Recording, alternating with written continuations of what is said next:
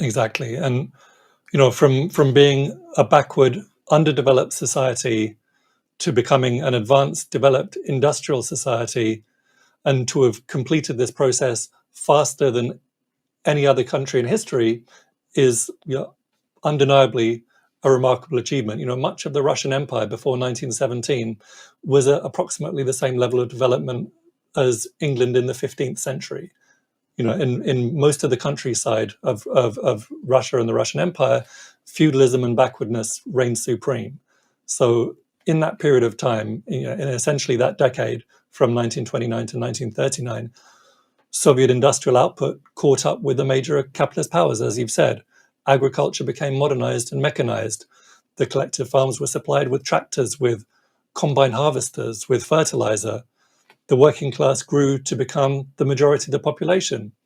An industrial base was built not just in the major cities in the West, but east of the Urals. There's something that literally hadn't existed before, built up from nothing.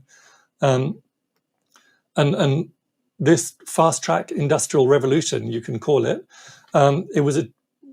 they achieved in a decade what had taken the capitalist countries at least a century or centuries to do.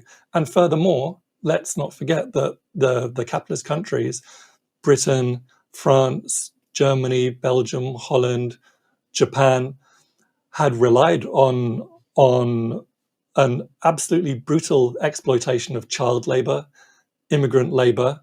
A great deal of their starting capital was built on the profits of colonialism, slavery, plunder. So the Soviet Union, not only has it had this industrial revolution in a fraction of the time, but it's done it without relying on slavery and colonialism, and while putting the children in schools for the first time rather than factories.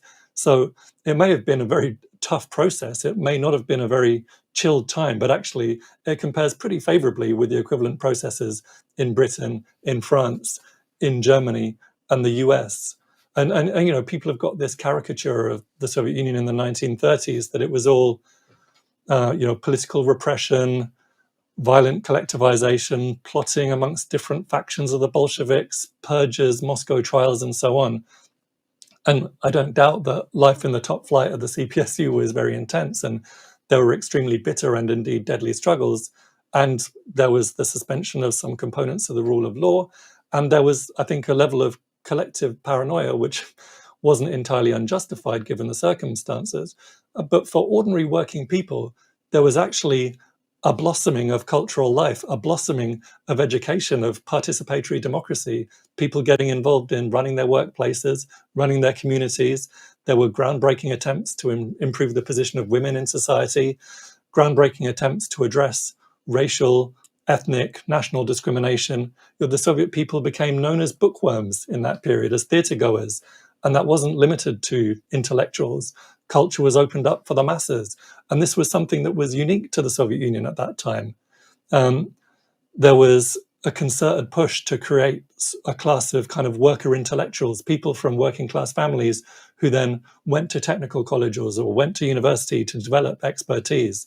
Contrast that with the state's attitude towards the working class in the capitalist societies of that era. Literally 2 million peasants trained to become tractor drivers. And there was a level of enthusiasm on the part of the working class that they were building something